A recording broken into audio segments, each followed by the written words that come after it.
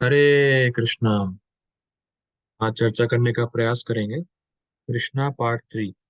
तो अभी तक हम लोगों ने कृष्ण के ऊपर चर्चा कर रहे हैं और कृष्ण के पार्ट 2 देख लिए हैं। कल हम लोग चर्चा कर रहे थे भगवान शब्द की व्याख्या के ऊपर। तो भगवान शब्द हम लोगों ने देखा था, भग मतलब होते हैं 6 ऐश्वर्य और वान मतलब जो उन 6 ऐश्वर्यों को धारण करने वाला है।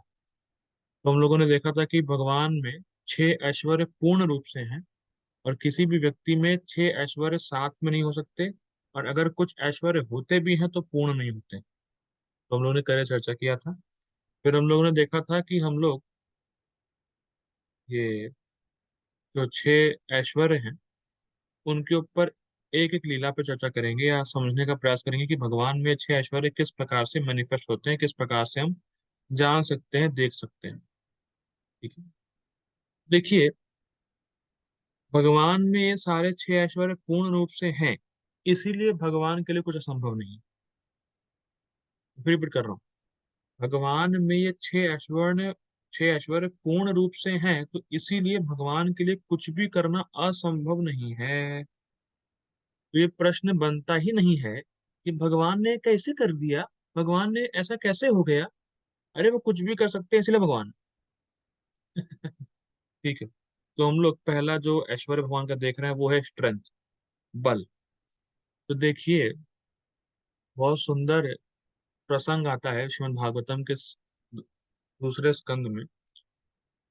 वो कहते हैं कि कृष्ण ने पूतना को मारा जब वो केवल 7 दिन के थे। जब केवल 7 दिन के थे भगवान श्री कृष्ण, तो उन्होंने पूतना को, और पूतना का जो साइज था वो 12 किलोमीटर लंबी थी।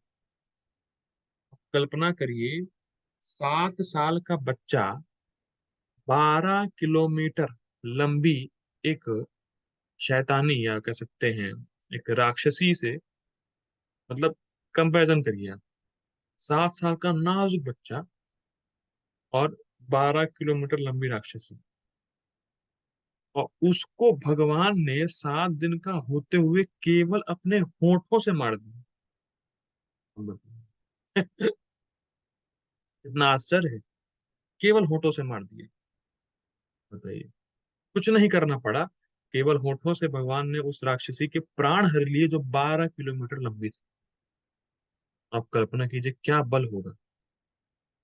या नरसिंह देव भगवान, हम सब जानते हैं नरसिंह देव भगवान के जो ऐसे बोलते हैं, तब कर कमल वरे नखम अद्भुत श्रृंगम।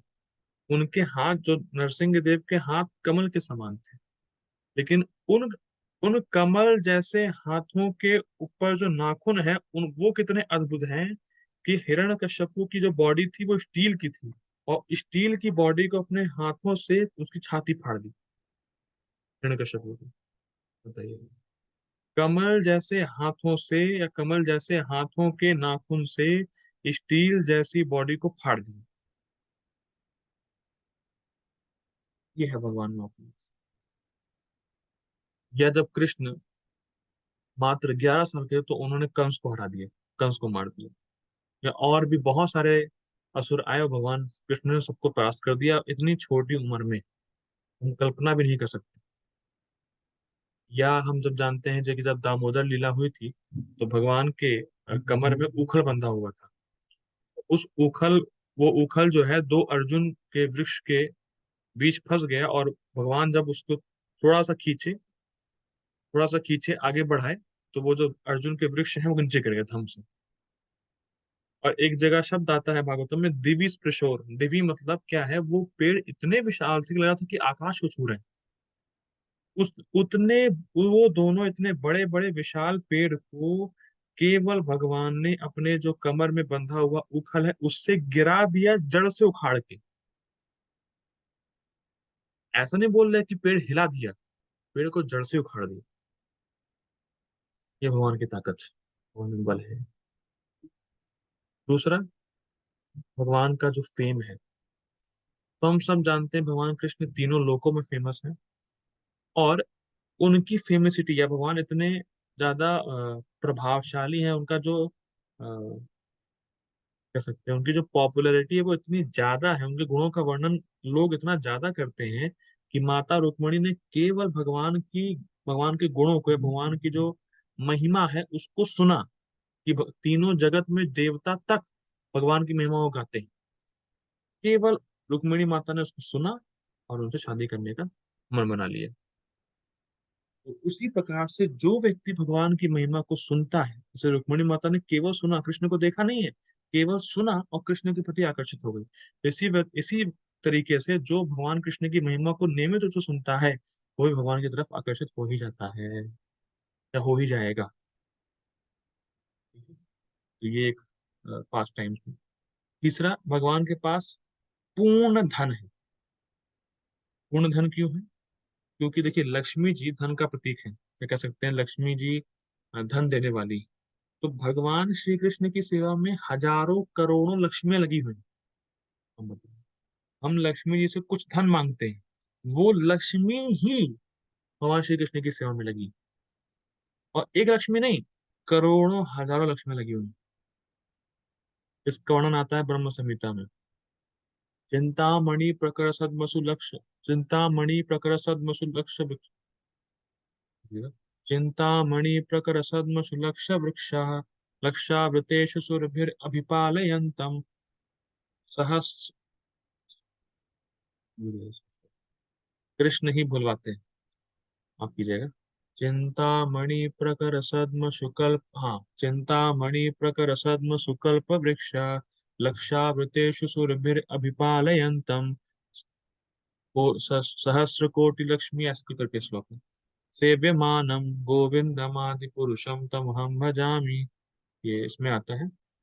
सहस्र और कोटि लक्ष्मियां जो है भगवान श्री कृष्ण की सेवा में लगी हुई हैं। अच्छा, ये तो हो गया कि लक्ष्मी जी सेवा में लगी हुई हैं। दूसरा भगवान क्या कहते हैं, सुनिए। वो भोक्तारम जग तपसाम सर्वलोक महेश्वरम। जितने भी लोक, जितने भी प्लैनेट्स आपको दिख रहे हैं, महेश्वरम, मैं उनका महा ईश्वर हूँ। हम सब जैसे, हम सब कोई ना कोई, जैसे किसी की कोई ना कोई जमीन होती है या प्लॉट होता है, तो हम उस जमीन के कंट्रोलर हो सकते हैं। किसी की ये जमीन मेरी है, मैं इसका मालिक हूँ। लेकिन महेश्वरम, महा ईश्वर तो कृष्ण ही है। सभी लोगों के सारा जगत उनका ही है। ये ऑपुलेंस है भगवान का। और तीसरी बात क्या है, कि भगवान ने द्वारका जैसी महान विशाल जो शहर है या सिटी है उसको बसाया था। और भगवान की 16,108 रानियां थी। भगवान के जो द्वारका शहर था उसमें 16,108 महल थे, मतलब हर रानी के लिए अलग महल था, और हर रानी के साथ कृष्ण थे। ये तो बड़ा आश्चर्य है। मतलब एक ही समय में भगवान सभी रानियों के साथ थे, और हर महल में अलग अलग समय होता था। मतलब मतलब द्वारका शहर में उस महल में सुबह है तो उस महल में दोपहर है तो उस महल में रात है। और यहाँ तो एक पत्नी संभालना मुश्किल है। भगवान ने 16,108 रानियां रखी, और वो पूर्ण संतुष्ट थी कृष्ण को अपने पति रूप में स्वीकार करके। उनको सारी सुविधा प्राप्त थी। यहाँ तो एक बीवी मिल जाए तो इतनी डिमांड करते हैं कि आदमी पूरी नहीं कर पाता। और हमेशा, और फिर बाद में ये सुनने को मिलता है, आपने मेरे लिए किया क्या? ये ऐश्वर्य है भगवान का, ये धन है। धन मतलब एक ऐश्वर्य का एक पार्ट धन। दूसरा, भगवान में असीमित ज्ञान है। देखिए, महाराज जी बहुत सुंदर बोलते हैं, किसी के पास असीमित ज्ञान है, चलो मान लिया, पर वो उस ज्ञान को देना ना जानता हो, फिर फायदा क्या? तो और कोई बोलना जानता हो तो उसके पास असीमित ज्ञान ना हो तो फायदा क्या?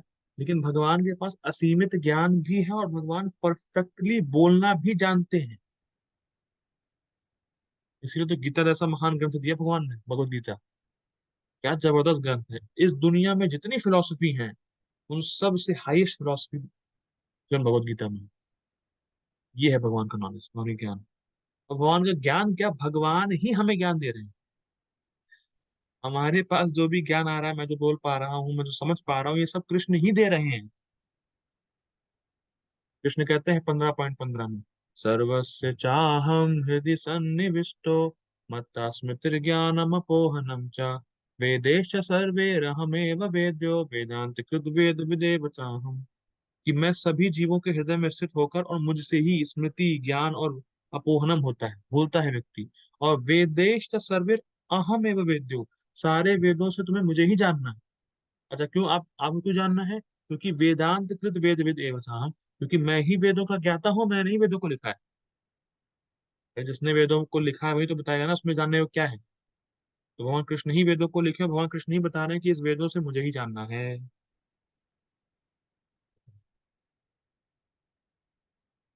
जिस भाई, शास्त्र, अगर आप वाकई में सिंसियर स्टूडेंट हैं शास्त्र के, तो आप देखेंगे जितना आप शास्त्र की गहराइयों में जा रहे हैं, उतना आपको लगता है कि हम शास्त्र पढ़े ही नहीं है कुछ। जितना और जाएंगे और जानने का मन करेगा, और जाएंगे और जानने को है, और जाएंगे और जानने को है। और भगवान सब कुछ जानते हैं। यहाँ तक कि वेदों की तो बात छोड़िए, भगवान कहते हैं वेदा हम समतितानि वर्तमानानि च अर्जुन भविष्यानि च भूतानि माम तु वेद न कश्चन। अरे भैया, ये सब तो छोड़ो वेदों को, मैं सभी जीवों का भूत भविष्य और प्रेजेंट भी जानता हूँ। क्या हम जानते हैं हम पिछले जन्म में क्या थे? या क्या कोई भी व्यक्ति बता सकता है किसी किसी व्यक्ति के बारे में कि ये पिछले जन्म में यहाँ पैदा हुआ था, इसके माँ बाप ये थे, इसने ये इच्छा की थी, ये वो सब कुछ कुछ नहीं जानता है। जीवज्ञ है। और भगवान सभी जीवों की सारी इच्छाओं को जानते हैं, जो उसने पहले की, जो वो अभी कर रहा है, जो वो बाद में करेगा।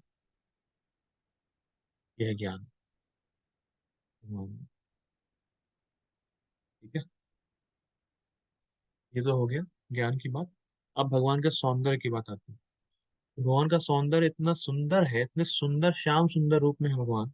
वैसे वैसे हम कल्पना तो कर नहीं सकते, या लेकिन उपमा दी जाती है, जैसे बारिश में जो बादल का रंग होता है ना, बिल्कुल मतलब हल्का ब्लैकिश, हल्का श्याम टाइप का, मतलब मिक्स होता है। वैसा भगवान का जो शरीर का अंग कांति, और भगवान के सारे अंगों को कमल से उपमा दी जाती है। देखिए, कमल जैसा है नहीं, रियली में कमल जैसा नहीं है, लेकिन इस जगत में सबसे सुंदर वस्तु कमल ही है। तो अब हमारी लिमिटेशन है, क्योंकि इस जगत की कोई भी वस्तु भगवान के सौंदर्य के सामने कुछ है ही नहीं। पर लेकिन उपमा थोड़ा बहुत समझाने के लिए हम बोल देते हैं कि भगवान के हाथ कमल के समान है, चरण कमल है। लेकिन ऐसा है नहीं। भगवान का जितना भी जो अंग है, जो उनका रूप है, वो इतना मधुर है, इतना सुंदर है कि हम उसकी कल्पना भी नहीं कर सकते। लेकिन एक श्लोक आता है ब्रह्म संहिता में, तो उसका वर्णन यहाँ पे है। वेणुं क्वनन्तम रविंद दलायताक्षं बर्हावतं समसिताम्बुज सुंदरांगं कंदर्प कोटि कमनीय विशेष शोभम गोविंदमादि पुरुषम तमहं भजामि। बहुत सुंदर। देखिए, अगर आपको किसी भी रूप के प्रति आसक्ति हो रही, या आप उस रूप को पाने के लिए ललायत हो रहे हैं, तो इसका मतलब जो कंदर्प है, मतलब जो क्यूपिड है, उसने अपने बाण चला दिए। कि अगर आपको किसी भी रूप के प्रति आकर्षण होता है, या किसी रूप को पाना चाहते हैं, तो जो कामदेव है उसका बाण आप पे चल गया। अब अब क्या है? अब कृष्ण का रूप ऐसा है कि करोड़ों करोड़ों कामदेव भी उनके रूप के प्रति आकर्षित हो जाते हैं। इस जगत में कोई भी रूप ऐसा नहीं है जिसके प्रति कामदेव आसक्त हो सके। कामदेव हमें आसक्त कराते हैं किसी दूसरे रूप से, अपना बाण छोड़ के। पर कृष्ण के रूप के सामने तो कामदेव भी फेल है। हम बताइए। मदन मोहन बोलते हैं कृष्ण को। मदन मदन मतलब कामदेव, मदन को, कामदेव को भी मोहित करने वाला। और राधा रानी को बोलते हैं मदन मोहन मोहिनी।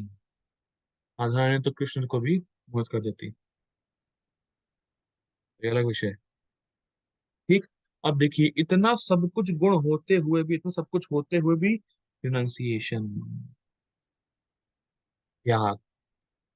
त्याग क्यों? क्योंकि भगवान आत्मा राम है, वो अपने में ही संतुष्ट है, वो किसी भी चीज में डिपेंड नहीं है।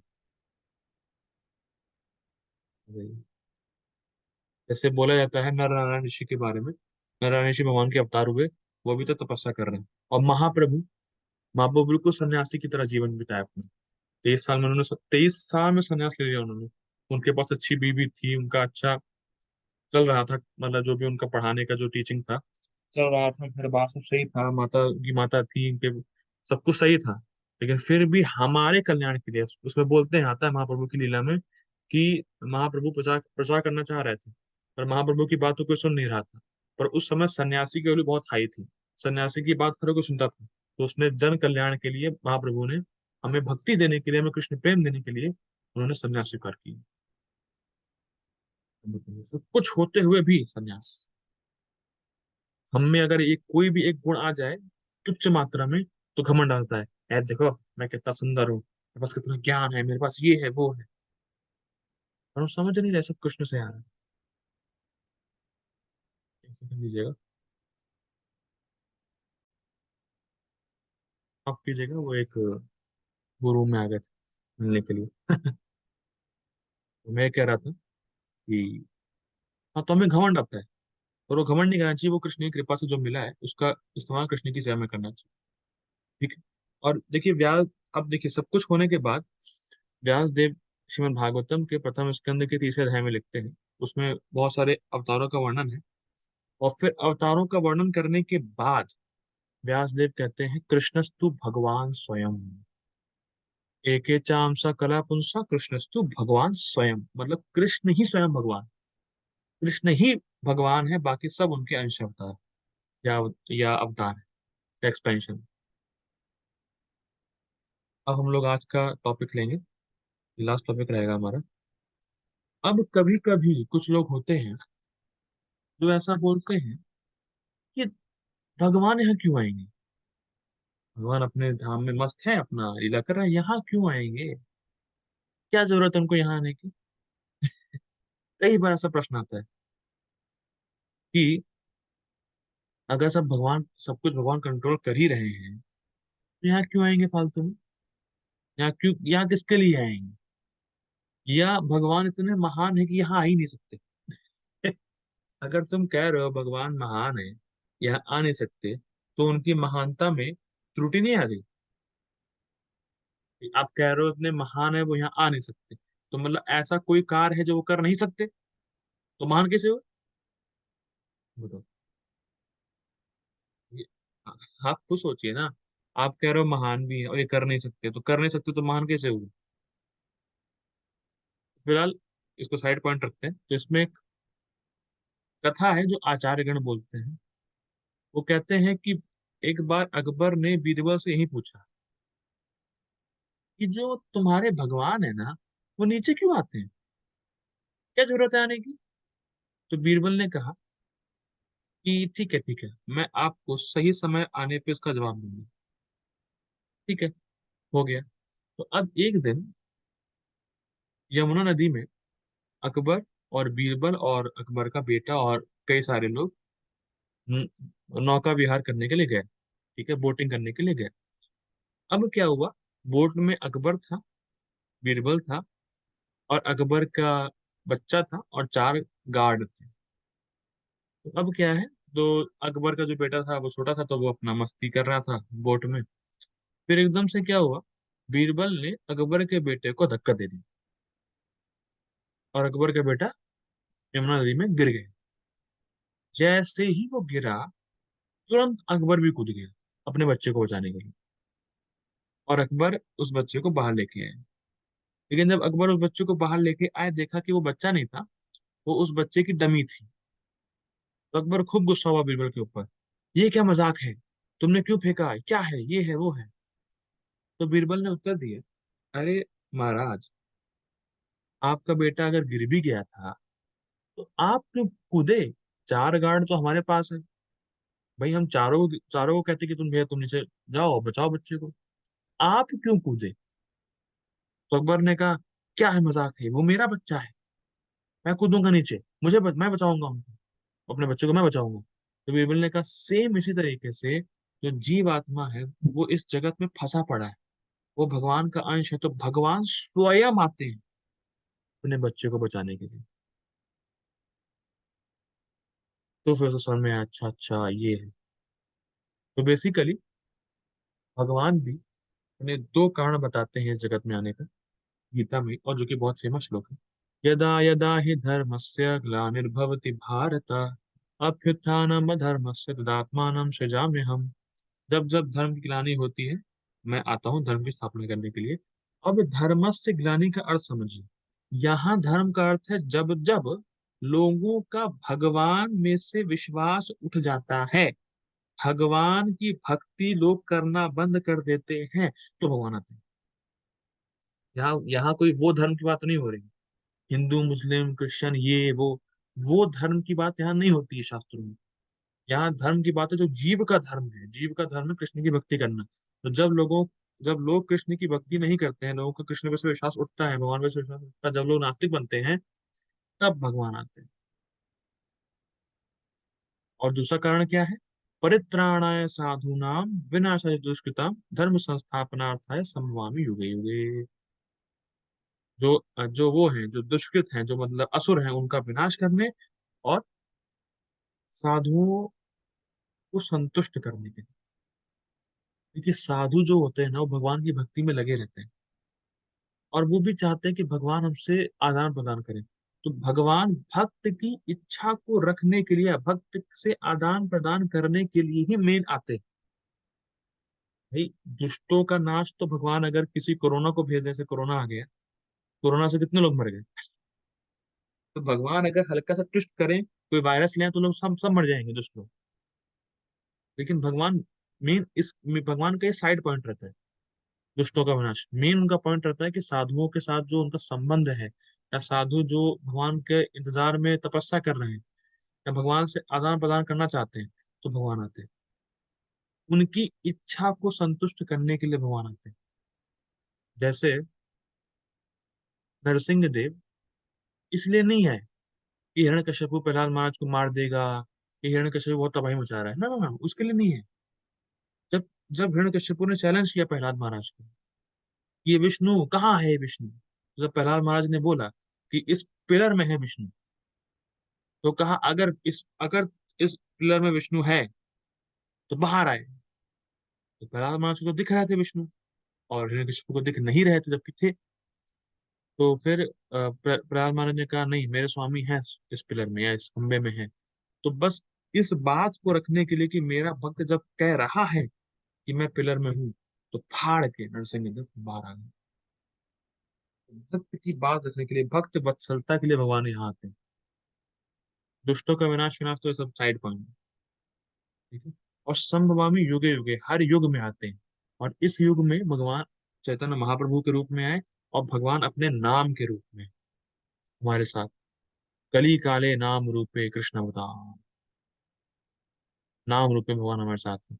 हरे कृष्णा कृष्णा कृष्णा हरे हरे, हरे राम राम राम हरे हरे। कोई साधारण ये मंत्र नहीं है, ये स्वयं कृष्ण है, स्वयं।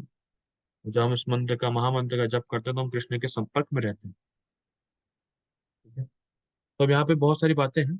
यहाँ पे ये है कि भगवान जो है अलग अलग युगों में अलग अलग फॉर्म में आते हैं। और देखिए जब तक, देखिए अगर भगवान इस धराधाम में आएंगे नहीं, धरातल पर नहीं आएंगे, तो लोग जानेंगे कैसे भगवान कौन है। हाँ समझिए, अभी देखिए जब भगवान के इतने सारे अवतार हो गए, भगवान इतनी बार धरातल पे आ गए हैं, तब तो ऐसे रास्कल हैं जो कहते हैं भगवान इम्पर्सनल है।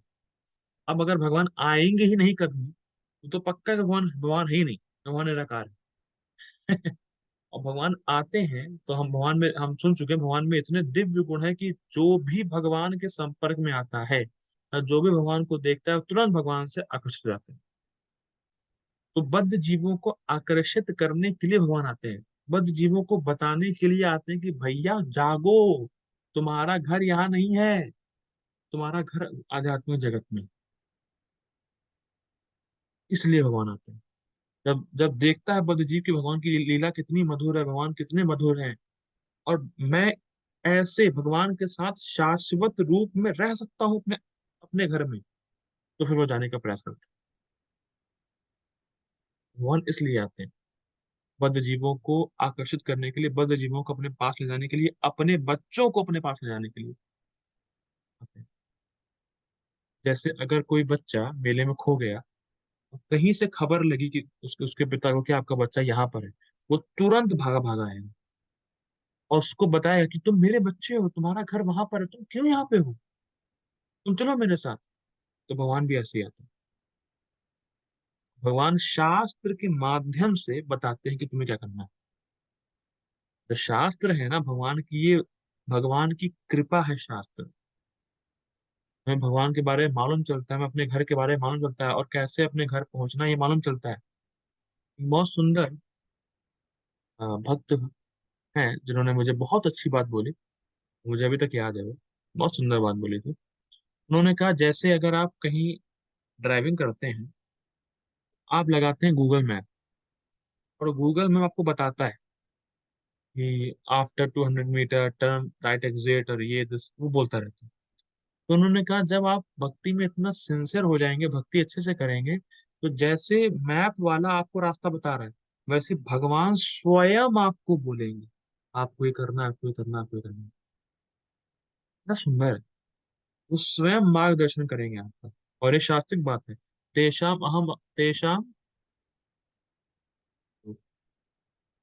तेषामेवानुकंपार्थम अहम अहम अज्ञान जम तमः नाशयामि आत्मभावस्तो ज्ञान दीपेन भास्वतः। तेषाम एवानुकंपार्थम, जो अच्छे से भजन करता है, उसको उस पे मेरी अनुकंपा होती है। नाशयामि आत्म भावस्तु ज्ञान दीपेन भास्वत। उसका जितना भी अज्ञान है हृदय का, वो मैं दूर कर देता हूँ, जैसे एक दीपक जलाने पे पूरा अंधकार चला जाता है। तो भगवान स्वयं उसको बताते हैं तुम ये करो, तुम वो करो, तुम ये करो, तुम बहुत सुंदर बात। ठीक है, तो अलग अलग युग में भगवान अवतार लेते हैं। तो भगवान राम त्रेता युग में आए और उन्होंने सबके हृदय को जीता। देखिए, बहुत गंभीर बात है कि भगवान जब आते हैं, अपनी लीलाएं करते हैं, लोग उनसे आकर्षित होते हैं, उनकी भक्ति करते हैं, पर ऐसे कुछ रास्कल हैं जो इन सब चीजों को मात्र एक वो बताते हैं मिथ। ना दुख लगता है। अपने हिंदू भाई बहन भी ये करते हैं। समझ नहीं रहे कितनी बड़ी कृपा भगवान ने की है यहाँ पे आके। अपनी लीला छोड़ दी जिससे कि हम भगवान के बारे में गाएं, भगवान के बारे में बोलेंगे तो हम शुद्ध होंगे, भगवान के पास जा पाएंगे। मतलब अपने घर जाने का मार्ग दिया है भगवान ने। और लोग बोलते हैं सब मिथ है। ऐसे लोग मुझे मिल जाए, पकड़ के मारूंगा मैं। दुख वाली बात है। कुछ मिथ नहीं है, ये सब वास्तविकता है वास्तव में। जैसे अगर आप सपना देख रहे हैं, जैसे अगर आप सपना देख रहे हो और मैं सपने में आके आपसे बोलूं, अरे भाई तुम सपना देख रहे हो, तो आप कभी नहीं मानेंगे। वैसे ही जो रास्कल है ना, ये सपना देख रहे हैं, और जब इनको मालूम चलता है कि वास्तविकता ये है, तो ना ना ना, ये सब कुछ नहीं है, मैं तो सपने में रहना चाहता हूँ, सब मिथ है। तो जो वास्तविकता है उसको बताते हैं मिथ, और जो वास्तविक में भ्रम है उसको बताते हैं वास्तविकता है। गोपाल जी के पास एक व्यक्ति आया। उसने कहा Swami ji, whatever you are saying everything is myth. तो गोपाल जी ने बोला कि if everything is myth, then what you are saying is also myth. भाई जब सब कुछ मिथ है, तो तुम जो बोल रहे हो वो भी तो मिथ है। तुम्हें तुम्हारी बात मानू क्यों? तो ये चीजें हैं रास्कल डम लोगों का। जैसे भगवान राम के रूप में आए, वैसे भगवान नरसिंह देव के रूप में आए। और मैंने जैसे बताया कि अपने भक्त की बात रखने के लिए वो जो है भगवान पिलर को फाड़ के प्रकट हो गए। तो ऐसे ही बहुत सारे, इसीलिए देखिए भारत देश इसीलिए बहुत अच्छा है इंडिया में, क्योंकि इंडिया में हर कोई पुण्यवान है और इतने सारे मंदिर हैं कि कभी किसी को लगता ही नहीं कि भगवान मुझसे दूर है। मंदिर हैं, भक्त हैं, प्रसाद है, नाम है, शास्त्र है। फिलहाल इंडिया तो है ही, लेकिन प्रभुपाद जी की कृपा से आज पूरे विश्व में प्रचार हो रहा है, तो पूरे विश्व में भक्त हैं, अर्च विग्रह को देखने का मौका मिलता है, प्रसाद खाने का मौका मिलता है, शास्त्रों पर चर्चा करने का अवसर मिलता है। ये प्रभुपाद जी की बहुत कृपा है। और भगवान श्री कृष्ण की बड़ी कृपा है कि प्रभुपाद जी को हमारे उद्धार के लिए उन्होंने भेजा। देखिए, कभी कभी जब भगवान नहीं आते तो भगवान अपने एक प्रामाणिक प्रतिनिधि को भेजते हैं। तो ये तो सच्ची बात है, मैंने प्रभुपाद जी की बुक में पढ़ा है, प्रभुपाद जी के मुख से ही सुना है, कहीं तो था, रिकॉर्डिंग थी। तो वो प्रभुपाद जी बोल रहे थे कि मैं गोलोक में कृष्ण के साथ लंच कर रहा था। अब बताइए क्या लेवल है प्रभुपाद जी। प्रभुपाद जी तो अपने गोलोक धाम से ही आए। प्रभुपाद जी ने कहा कि मैं कृष्ण के साथ लंच कर रहा था और कृष्ण ने मुझसे कहा कि तुम्हें इस संसार में जाना है, भौतिक जगत में जाना है और तुम्हें प्रचार करना है। तो प्रभुपाद जी ने कहा, अरे जाना पड़ेगा भौतिक जगत में। तो कृष्ण ने कहा, तुम्हें जाना पड़ेगा मेरे लिए। और फिर प्रभुपाद जी आए। कहीं तो मैंने पढ़ा था इस चीज। हम समझ नहीं रहे कि हम कितने महान आचार्य, प्रभुपाद जी जैसे आचार्य का आश्रय लिए हैं। बस हमें इनके चरण कमलों का आश्रय को पकड़े रहना है। पक्का हम इस बार भगवान के धाम को पहुंचेंगे, अपने वास्तविक घर पहुंचेंगे। तो अब जैसे मैंने बताया कि भगवान जो है भक्तों से आदान प्रदान करने के लिए इस जगत में आते हैं। तो भगवान भक्तों से आदान प्रदान कैसे करते हैं, इसको हम लोग अब नेक्स्ट पार्ट में सुनेंगे। तब तक के लिए श्री प्रभुपाद की जय। हरे कृष्ण।